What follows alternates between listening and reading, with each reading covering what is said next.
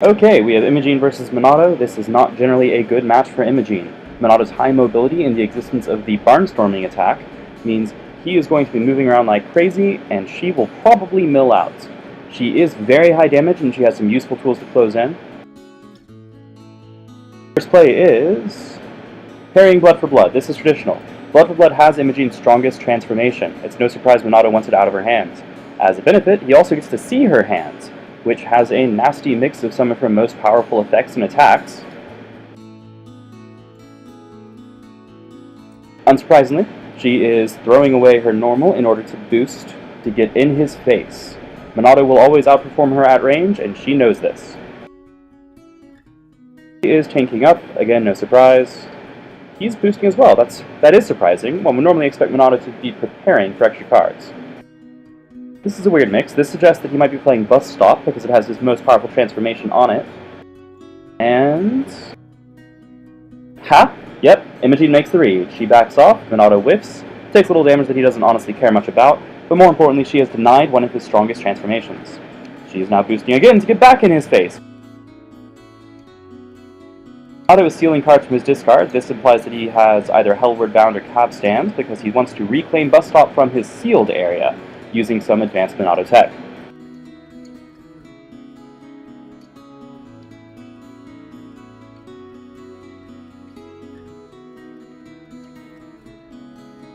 Alright, she's decided to tank up further. Oh, an EX attack by Minato. This could be any number of things, probably faster than hers. She's playing it safe. She's using a wild swing, getting some gauge, and funding the life. It's curious that she spent Grasp to move to range 1. The transform on Barnstorming allows Minato to return his attacks back to hand at the end of a strike if they didn't hit. She hit for a massive 7 damage with that attack. That's awesome. Minato breaks the speed tie as the aggressor of this strike. It's not uncommon to see Emogine players take turns spending 1 gauge's force to move 1 space and gain 1 life. It looks like Minato knew there was a 50-50 chance of Emogine having sweep in hand. Luck wasn't with him this time. Emogine uses the change cards action to get that sweep in hand and reshuffle while fishing for more options. Minato is stocking up his sealed area. He's also advancing, and it's debatable which is more important. The transform on Barnstorming allows Minato to return his attacks back to hand at the end of a strike if they didn't hit.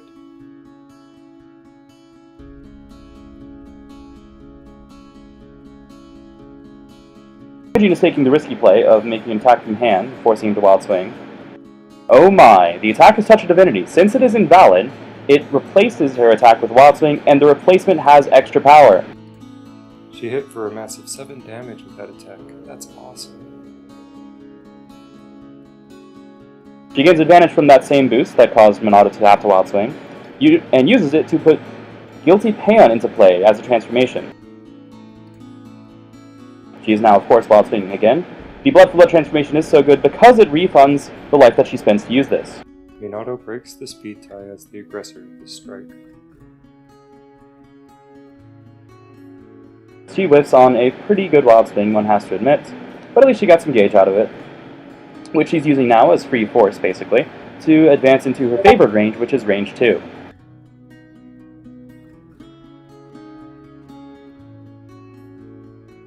The ceiling's been top of his deck for speed. That means he definitely has the other Bus Stop in hand. We saw him return it a few turns ago. That is very, very dangerous. A very, very fast Bus Stop can deal upwards of 6-7 damage. Spike is also scary here, so there's a lot of things that he can threaten against Emogine and not much he can do about it. She's baiting, which is interesting. This implies that she either has a focus, which counters Bus Stop,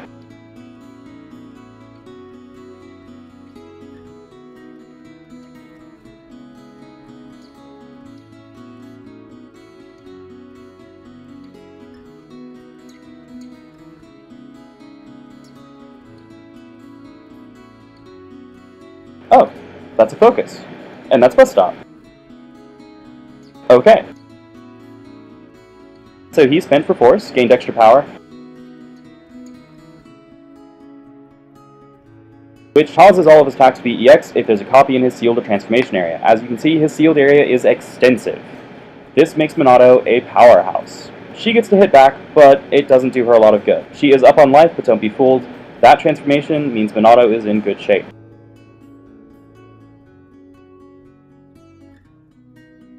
He is backing the heck out of range. Emogine only has 2 attacks that work at range 4. One is Holy Warding, a special, and the other is, of course, Dive, the normal that everyone has.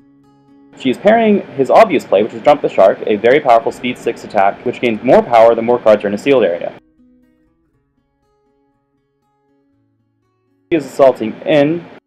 As note in the chat, this is also just to prove the point. Apparently that was a clear read on flights. Minato has a transformation, the one on Barnstorming, which allows him to return his attack to hand if he did not hit. This is the other thing that makes him almost impossible to deal with at this point. He can just keep his good attacks until they actually land. Oh, there's another Bus Stop. That's rough. EX Bus Stop trades up neatly against Purifying Chime, although he will burn a card from it.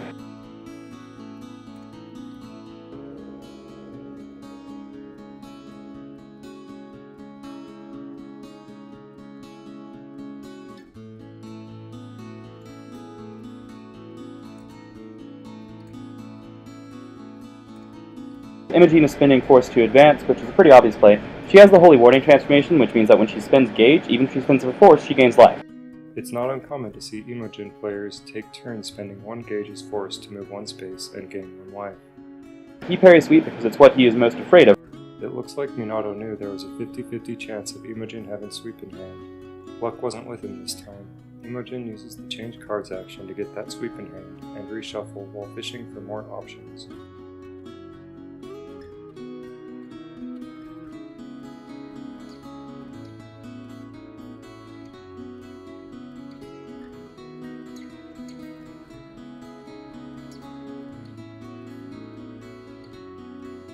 Minato is choosing to spin Force from discard to advance, which further stocks the sealed area. And she is Wild Swinging on offense, which is an amusing trick. This might not go well for her, and Minato reveals EX Dive. It's going to fly past her, she will miss.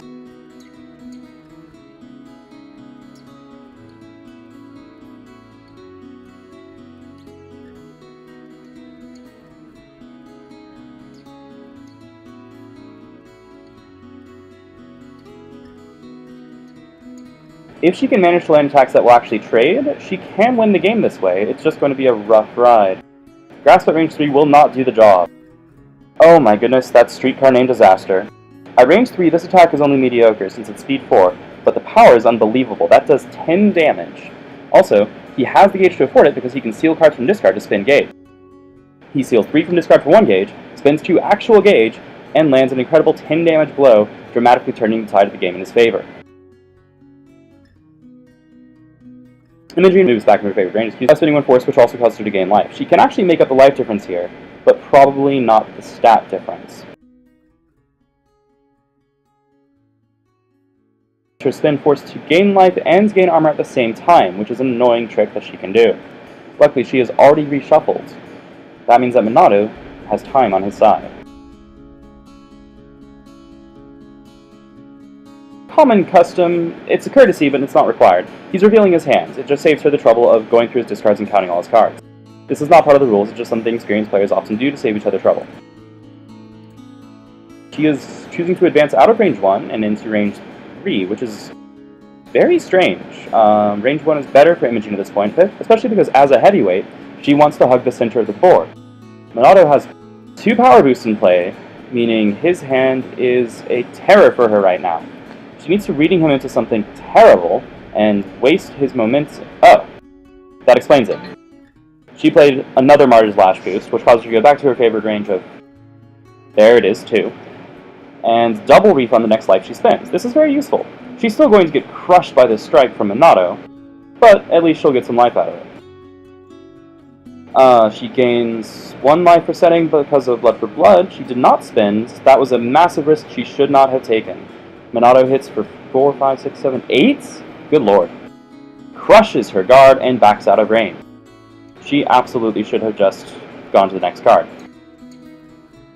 EX Sweep was a very safe play here. At range 2, speed 7, there's not much you can do about it. Not on defense for sure. She's reading to force him to play something that she knows he has. It will be EX, so she's taking a gamble here. It was a bad gamble. That's a pity. He EXs into range after she misses, which means nothing's done except she loses the card and he gets his attack back to hand again. Once again, time is on Minato's side. He has abilities which allow him essentially to stall forever if he wants. And she has already gone through her reshuffle. Alright, she's spinning forced to advance again back into her favorite range, of course. She'll get 1 life for this.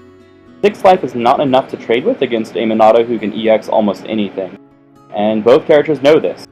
This is a very bad threat. She flips across, which is probably enough to, escape EX bus stop.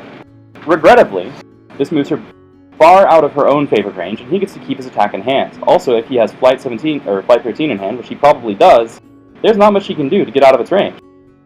She's choosing to retreat, which is essentially just gambling that he doesn't have flight. Probably does, I think we actually saw it earlier. And she's wild swinging. What does she have? Holy Warding, it's trash. She's playing it just for armor, it seems. Oh, he was whiffing with Jump the Shark. It was a bluff. That's curious. She draws a card for the effect on Holy Warding. Alright, she is low on deck now. The game must be reaching its close. She's parrying the card she's most concerned about, which is Flight 13. He did have it. He played Jump Shark simply as a ruse to try to bait out her block. Alright, he's striking with something else, which she knows can't hit him. So it's anyone's guess what this could be, but it's an opportunity for her to gain life, so why not? Hand of Judgment comes out, which means essentially it's a wild swing. Neither player knows what it is. She'll toss it to discard and validate it to go to the next attack, which is Dive, which, lucky for her, lets her close in. This is actually just what she needs. She can't afford to stay at range this long. So she'll spend 1 gauge, gain life. She's retreating? This is a bad play. Emogine should not be doing this. She's acting... That's right. As we'll find out presently, the Emogine player forgot they'd already reshuffled. This means Emogine is playing a stall game, thinking that she can actually just gain life until she flips after her reshuffle, and then win by attrition. If she can force Minato to wild swing through his deck, which she actually maybe can, then she could do the impossible and deck out Minato. This is very ambitious, but more importantly, it's also impossible, because again, she already reshuffled. But the player doesn't know that. Wild swings, reveals Streetcar, decides not to use it, because there's no reason to. And, oh, of course, she is the attacker and must invalidate first. This is the point at which, they realize that Emogine already reshuffled, meaning she has no options left. All he has to do is strike, she is forced to wild swing, or she moves and ends her turn. Or anything, honestly. There's no way that she can do anything. She had no hand, that's the game.